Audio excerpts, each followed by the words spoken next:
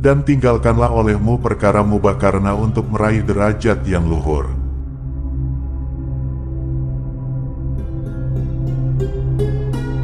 Tuanku, Ali Al-Mursyifi rahimahullahu ta'ala berkata, tidak sah bagi seorang murid orang yang mengharapkan derajat luhur hingga ia meninggalkan perkara mubah dan mengganti kedudukan setiap perkara mubah yang ditinggalkannya dengan perkara yang diperintah syara, berupa kesunatan atau amal yang lebih utama, serta menjauh dari perkara mubah seolah-olah hal itu merupakan larangan berupa makruh tansih.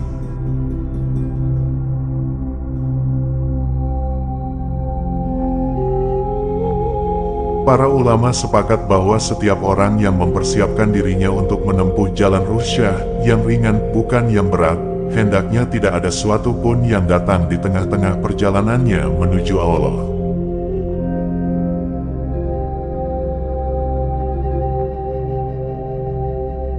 Tuanku Ali Al-Khawas rahimahullahu ta'ala berkata, Allah Ta'ala tidaklah menjadikan perkara mubah kecuali untuk memberi kemurahan bagi anak Adam alaihi salam dari beratnya beban dikala Allah Ta'ala meletakkan rasa bosan pada diri mereka dari beberapa beban.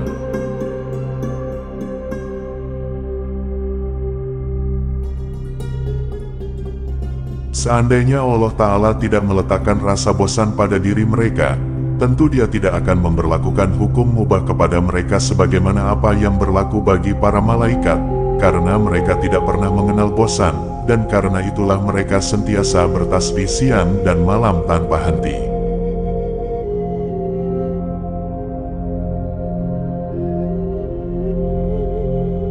Ali Al-Khawas rahimahullahu ta'ala berkata, ketika para ulama memilih menempuh jalan yang berat, bukan yang ringan demi menggapai derajat luhur sebagaimana hal itu dapat diketahui dari keadaan mereka.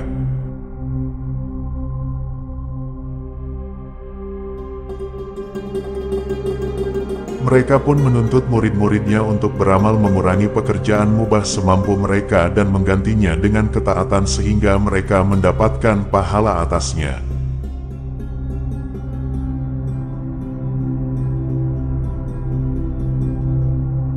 Lalu apabila mereka tidak menemukan ketaatan, sebagai gantinya, mereka berniat dalam mengerjakan pekerjaan mubah seperti makan dan berbicara dengan niat yang baik.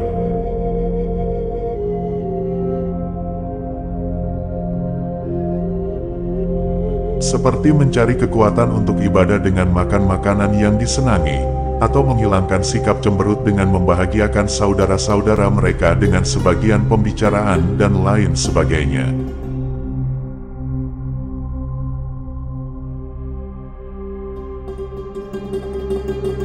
Dan mereka menekankan kepada murid-muridnya untuk tidak tidur kecuali dalam keadaan darurat, tidak makan kecuali bila telah lapar, tidak berbicara kecuali bila dibutuhkan dan tidak bergaul dengan orang-orang kecuali terpaksa.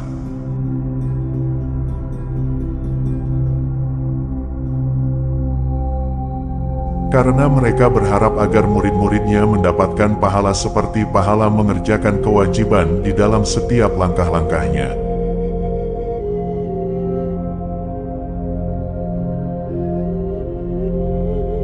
Misalnya, para murid baru boleh makan bila tiba saatnya wajib makan dan boleh berbicara bila tiba saatnya wajib bicara. Sebab jika merosot dari perkara wajib, tidak sampai merosot dari perkara sunat, hingga akhirnya mereka makan bila tiba saat disunatkannya makan dan berbicara bila tiba saat disunatkannya berbicara.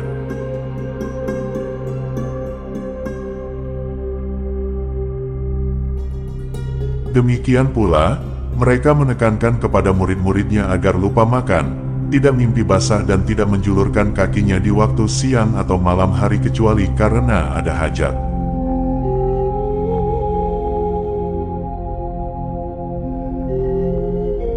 Menekankan kepada mereka agar mengendalikan bisikan hati walaupun belum bisa terarah, dan menekankan kepada mereka agar tidak makan makanan mubah yang disenangi, karena hal itu dapat menghentikan perjalanannya menuju derajat luhur.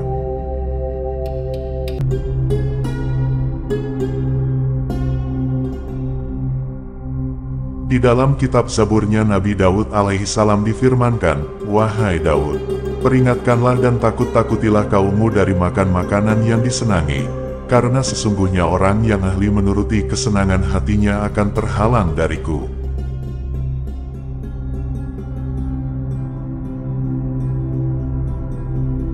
Sebagaimana halnya makan makanan yang disenangi dapat menjauhkan seorang hamba dari hadirat Allah Ta'ala, demikian pula menjulurkan kaki dengan segala adab yang buruk tanpa ada hajat.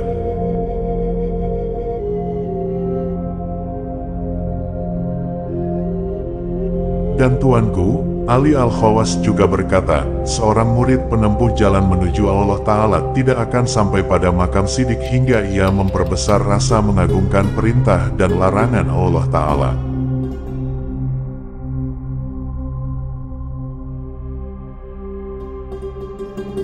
Lalu menjalankan kesunatan seolah-olah itu adalah kewajiban, meninggalkan kemakruhan seolah-olah itu adalah keharaman, dan menjauhi keharaman seolah-olah itu adalah kekufuran.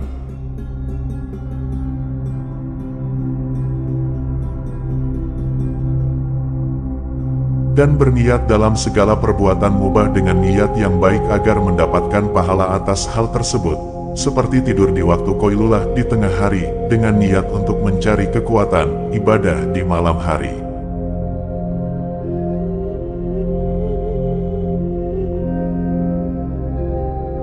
Dan memenuhi sebagian keinginan hati karena untuk mengobati nafsunya ketika enggan beribadah secara keseluruhan, karena sesungguhnya lisan nafsu berkata kepada tuannya, patutlah engkau kepadaku di dalam memenuhi sebagian keinginanku, sebab bila tidak aku akan membantingmu.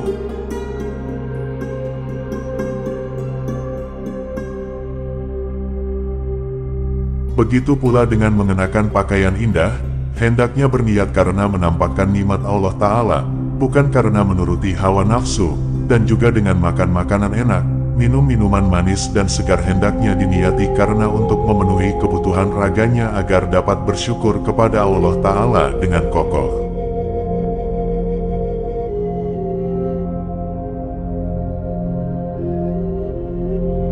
Abu Al-Hasan Asy-Syadzili rahimahullahu ta'ala berkata kepada murid-muridnya, makanlah oleh kalian makanan yang paling lezat, minumlah minuman yang paling nikmat, tidurlah di atas alas tidur yang paling halus dan pakailah pakaian yang paling lembut, karena apabila salah seorang dari kalian melakukan hal itu dan mengucapkan, Alhamdulillah, maka seluruh tubuh akan menjawab karena bersyukur.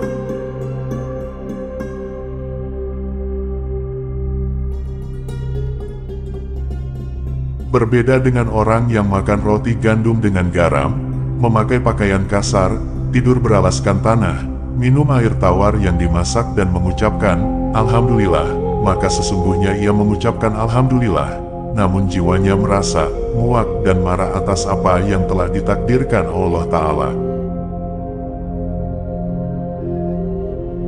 Seandainya ia dapat melihat dengan mata batinnya, tentu ia akan menemukan sikap jiwanya yang muak dan marah itu, yang mana hal tersebut lebih berdosa daripada orang yang murni bersenang-senang dengan kenikmatan dunia.